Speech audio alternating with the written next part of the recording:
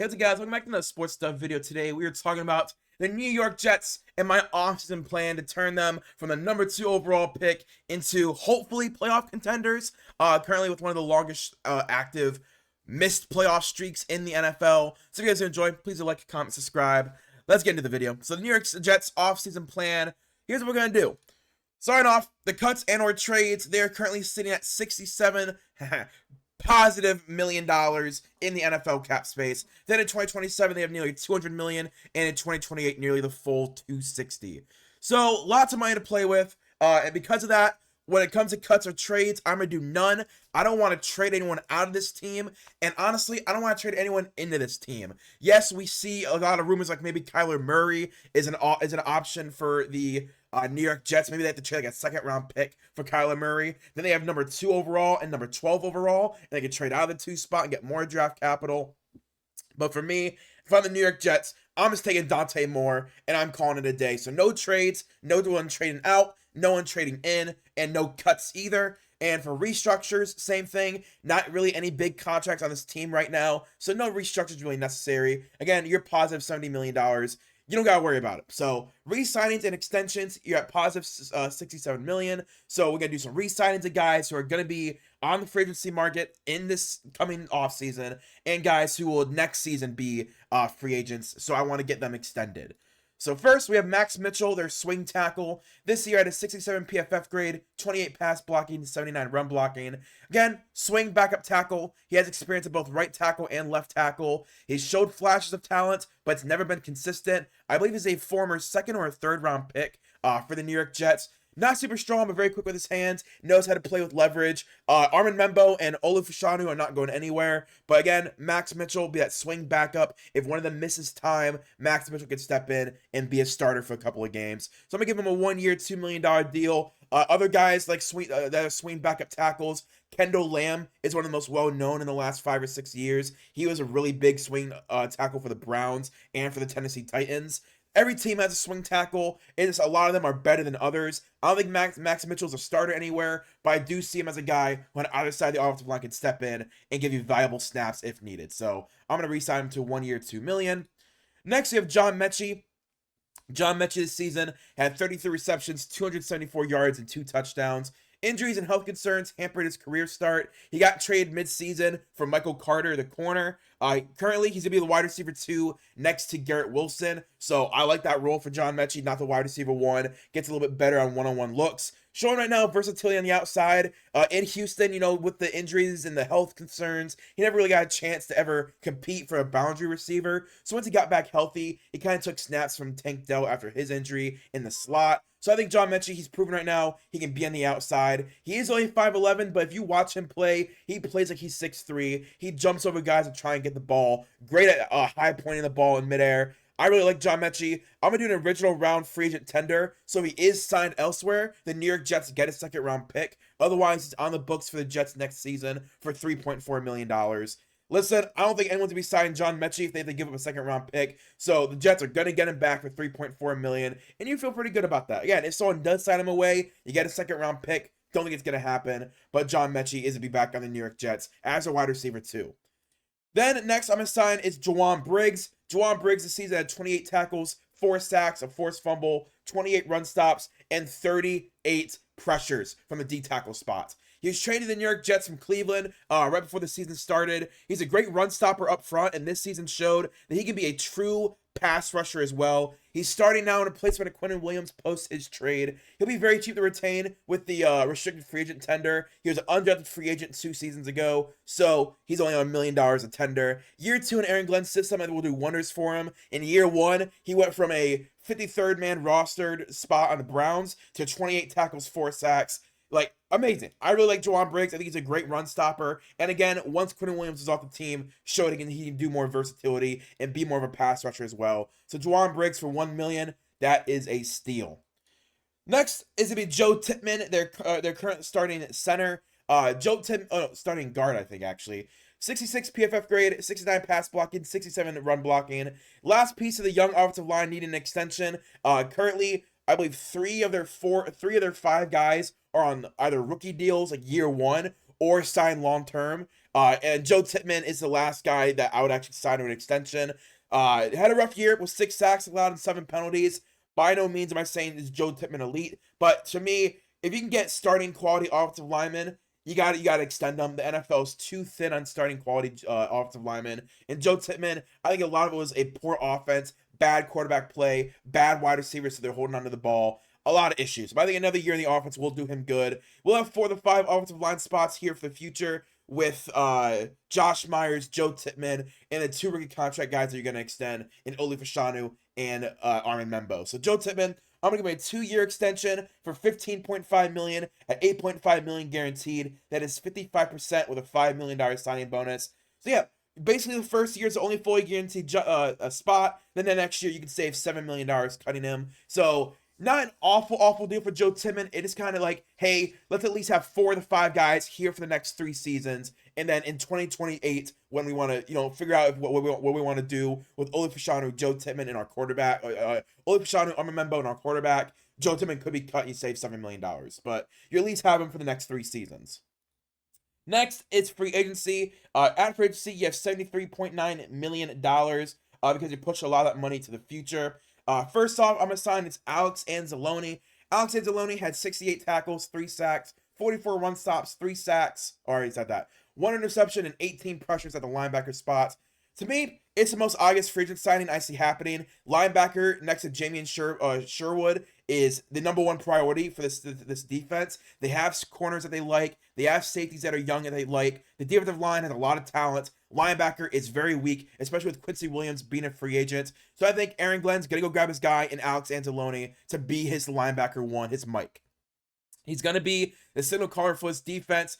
Jamie Sherwood, athletic run defense versus Alex Anzalone's pass coverage is going to be a great duo. Alex became a do-it-all guy for Aaron Glenn in Detroit, really turned his career around from the New Orleans Saints, and now he's going to come to New York and get a little bit of a payday. Get a 2-year, $11 million deal, $6.5 million guaranteed at 59% guaranteed.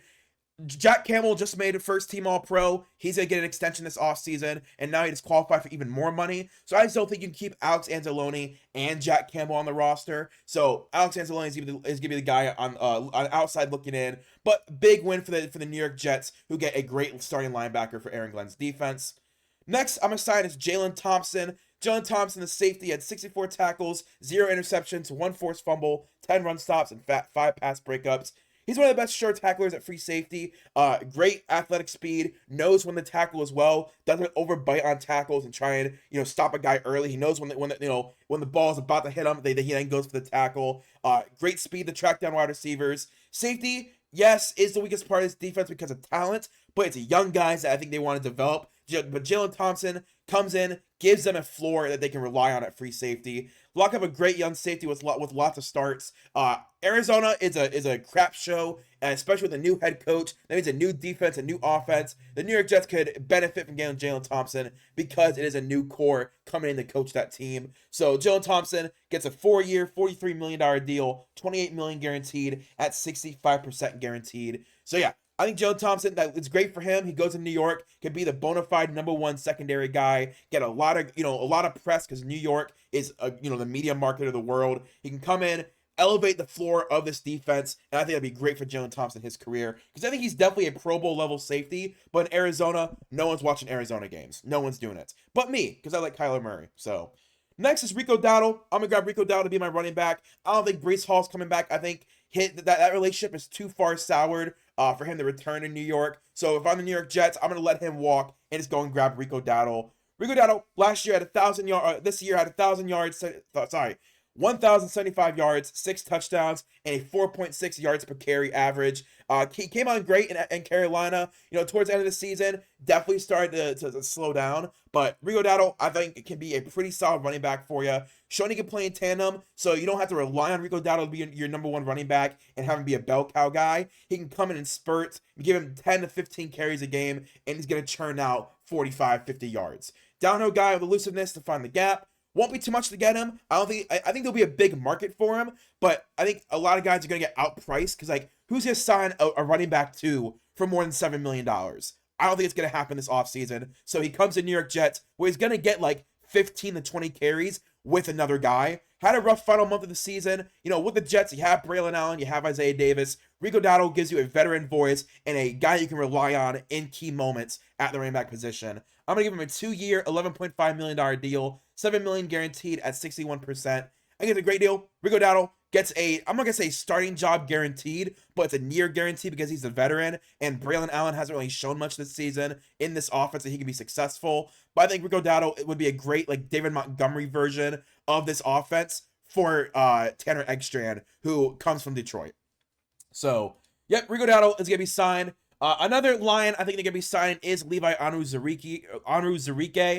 He was injured all this season. Injuries have slowed his career to a halt. This is a guy that I was very high on. I believe he's a former second-round pick for the Detroit Lions. Injuries have hampered his career every single season, but coming out of college, he was a great run stopper. And the Jets, they have an opening next to Juwan Briggs. Yes, they have Harrison Phillips, who's a pass rusher, but I think Briggs and Levi can be the run stoppers. And this D-tackle room needs more guys. I think Levi Onwuzurike is one of the bets that I think Aaron Glenn wants to make on a young guy with a lot of promise that he personally knows. I'm going to give him a 1-year, $2 million deal, fully guaranteed to have him come over. And I'm not going to say start next to Juwan Briggs, but he's going to get a lot of playing time next to Juwan Briggs, especially in camp when they're figuring out this defense. Next is going to be Zion Johnson, the guard from the LA Chargers. This year had a 57 PFF grade, 62 pass blocking, 53 run blocking, 4 penalties, and 3 sacks. The entire offensive line, except Zion Johnson, was backups. Everyone kept getting hurt. Your all-pro top 10 tackles were out. Bradley Bozeman was out. They had Trey Pipkins started. They had Bobby Hart was playing. Like, it's a joke. He was my #1 rated guard in 2022 when he came out. He has the movement ability to grade anyone in the run game. Great size at 6'3", 320. I think he's to have a sizable market if he hits free agency. I think there's a real chance he does not hit free agency and they tag him. But if he does hit free agency, I'm going to be the New York Jets. I want to lock down a possible another young offensive lineman for this team in a 1-year, $6.5 million deal. And I'm going to fully guarantee that thing to be like, hey, Zion, you're getting $6.5 million to start at New York. And if you do really well, we're willing to extend you. Because, like, we have that 5th offensive line spot. We're going to draft a quarterback, or, what are we going to do? We're going to have a young quarterback either this year or next year. So if we can get Armin Membu, Olu Fashanu, Joe Tippmann, Josh Myers, and Zion Johnson, that is a stellar A-plus offensive line. If you can bet on that early and grab Zion Johnson, and if he plays really well, you extend him, I'm doing it every single day of the week. So Zion Johnson is going to be the final 5th piece of this starting offensive line. Then I'm going to sign Sam Williams. I want to add one more pass rusher to this defense. Sam Williams had 21 tackles, 1 sack, 1 forced fumble, 18 run stops, and 21 pressures. He's definitely taking a step back this season when he got more snaps post Micah Parsons. He's been a horrific run stopper as of late. Those 18 run stops, I'm telling you guys, I thought this dude was going to be one of the next best things. I think he'd easily get a $10 to $12 million deal this offseason. But once Micah Parsons left, he got more double teams. He was more, emphasized, especially opposite of Donovan Ezeraku, a rookie. He was a guy that got focused on a lot. He uses his speed to bend around tackles. Looks more like a rotation guy than a starter, and that's fine. You have Will McDonald, you have Jermaine Johnson, Sam Williams can come and be that 3rd guy, and I think feast with a rotation that's that well-rounded. I'm going to give him a 1-year, $5.5 million deal. Exact same thing. I'm fully guaranteeing it because if I'm the New York Jets, I have a lot of money to spend. I want to spend it on 1-year guys that if they hit, awesome, I'm interested in extending them. Or if they don't hit, cool, we can move on after the season. So Sam Williams, I'm going to bet on him. And if he can be really good for me, there's a chance I extend him or I let him walk next year. And I say, awesome. I got a 9-sack season out of Sam Williams. I'm awesome with that. So, yeah, Sam Williams will be that 3rd piece on the defensive line and the last defensive lineman I'm going to be signing. Next, though, lastly, I'm going to be signing Ifeatu Melifonwu. So, Aaron Glenn loved Ifeatu Melifonwu. Seriously, I think whenever he was healthy, Aaron Glenn made him a starter. Over Brian Branch, over Kirby Joseph. He was starting. He was playing key minutes in those really good line seasons when he was healthy. I'm a big fan of him. He has 43 tackles, 1 interception, and 8 run stops this year for the Miami Dolphins. He had the best season of his career under Aaron Glenn. He's a safety, cornerback mix. Great size at 6'3", 210. Versatile guy with more snaps in New York. This is a very young and unproven secondary in New York. If Ifeatu Melifonwu and Jalen Thompson came into town, I'm telling you, that's your starting safeties. Like, they're going to beat out everyone in that room, and that's your starting safeties. Versatile, rangy, when healthy, is a really good tackling safety. If you get to Melifonwu, Aaron Glenn loves him. I think it's a great fit for the New York Jets, who need more help in the secondary. So I'm going to give him a 2-year, $7 million deal, $3.5 million guaranteed at 50%. So if he hits, awesome. You have him for 2 years. You maybe extend him again. Or if he doesn't hit, you can cut it. You cut your losses. Save $3.5 million in money next season. So entering the draft, you're sitting at $50 million. That is a lot of money to let roll over into the cap space. So in 2027, you add another $50 million to that cap space of 161. That's a great number. It lets you also draft guys, because this is a very big draft class for the New York Jets I have. So I'm going to say anywhere from $12 to $15 million in cap space you have to have this draft class. So that's $35 million. That's a good, healthy number to sit on, because that opens up your availability during the season, where let's say Marvin Harrison Jr., the wide receiver from the Cardinals, let's say he becomes available.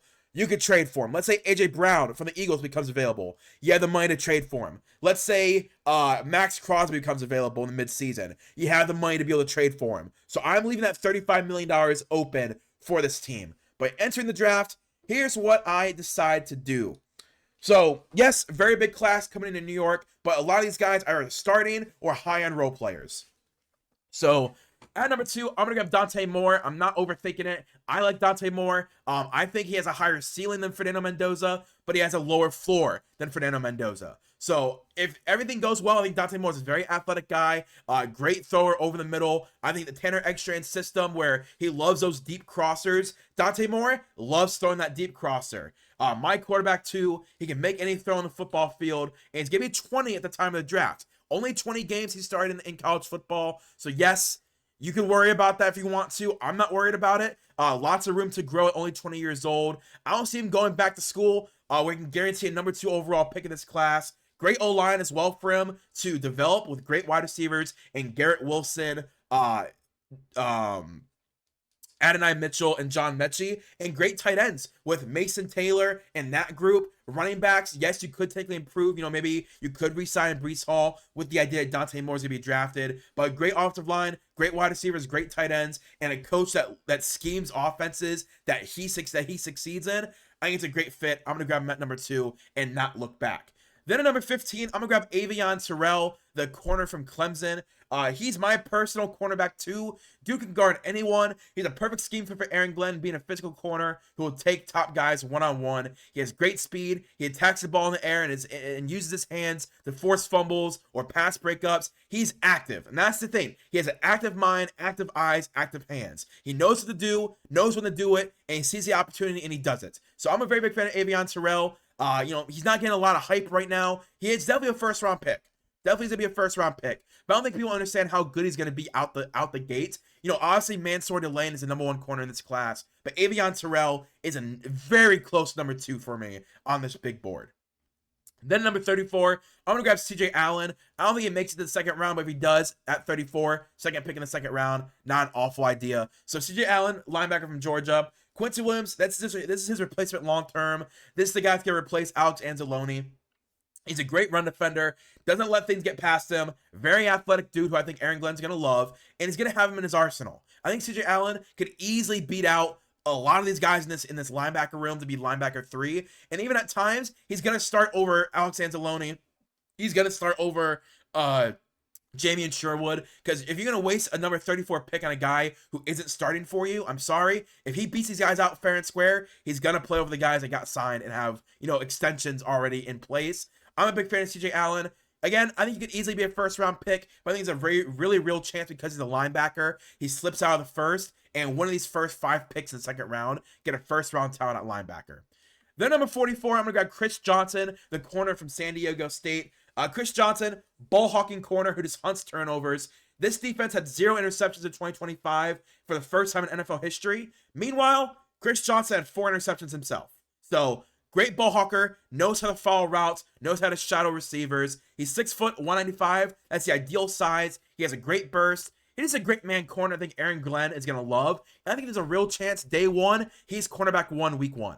Like, this dude, great size, a ball hawking corner, shadow receivers, and is a turnover machine. I'm sorry, he's gonna win the job in training camp and offseason. He's gonna be their week 1 starter, and I think Chris Johnson could be one of those. Wow, how did he slip to 44? Just like Keith Abney, I think those two guys are going to be very good in the NFL. And I think the NFL world needs to realize it and get behind these guys and make them first round picks. Because I think you have 4 picks in a row where I'm convinced all of them could be first round picks, right? Dante Moore, Avion Terrell, CJ Allen, and Chris Johnson. I think all 4 could be first rounders. In my big board, they'll probably all be first rounders.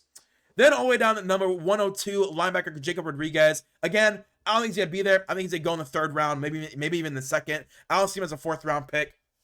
But if he's going to be there, he's going to be there. PFF has him in the early hundreds. So that's what they think he's going to be at. I think more in the NFL world, he's more of a 3rd round pick, but it's whatever. But again, another guy that could be a CJ Mosley replacement long term, who's a signal caller and coverage specialist. Still a great run stopper. He's going to be the future Mike of this team. He loves contact. He loves to hit dudes.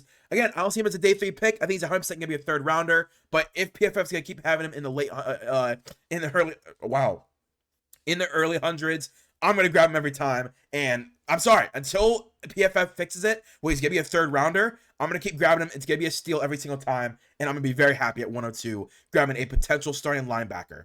Then at 139, I'm going to grab Tim Keenan III from Alabama, a D tackle. Very versatile. He played on both sides of the center. Could be a rotational guy for Juwan Briggs, Harrison Phillips, and Levi Onwuzurike. He doesn't excel at one thing. He's just a good ball player. Knows how to play D tackle. Again, used on either side of the center. A gap, B gap, C gap, 9 tech, out wide. He did everything. So I think Tim Keenan's going to be very, very valued in the 4th and 5th round. And the New York Jets need a D tackle for the future. Grab Tim Keenan. Again, high upside dude in the 4th round. I think Aaron Glenn would love that. Then at 202, I'm going to grab Adam Randall, the running back from Clemson. Randall, power back for the offense. Him and Braylon Allen. Wow, I can't speak. Him and Braylon Allen are going to compete for snaps, while Rico Dowdle and Isaiah Davis compete for that role, where it's more elusive. He's going to be the thumper who does damage in the red zone. Again, another young, athletic, big hitter that you can get at 202. Add him to this offensive line. A lot of guys are going to succeed. But if you can get a 6th round pick who actually plays for you, that is a great steal. Then at 209, Zane Durant, another D tackle. I want to add one more D tackle to this defensive line room. Pass rushing D tackle, who made the most of his snaps at Penn State. He's a little underweight to be an every down D tackle, but as a pass rush specialist, I think he can make a career. Again, Zane Durant, I see more of as a 4 to 5 sack guy a season. And if you can replace Harrison Phillips long term, you're going to do it every day of the week. So, yeah, 209, again, more of that pass rush specialist at D tackle. Then 217, Jalen Catalon. This dude I've been drafting for 4 years, it feels like, in these mock drafts. But versatile safety with experience everywhere. 25 years old, so he can come in and instantly contribute on special teams or in dime packages, unlike other guys who need time to develop. Safety needs help, so that would be appreciated. Someone who can come in and give snaps if needed immediately. Then at 251, I'm going to grab Harrison Wallace III, the wide receiver from Ole Miss. Big body, deep threat to add to this room. You already have John Mechie and Adonai Mitchell, so it's a low-risk investment, but it's just another body in the thin room. We saw once Garrett Wilson went down, it was a very thin room. You know, you had Arian Smith running routes. So grab Harrison Wallace, a guy, again, played a lot at Ole Miss, big body, deep threat, that fits this offense. I think it'll work out for him. Then at 253, I'm going to grab a young guard to be a backup in Davion Carter from Texas Tech. Jackson Dart.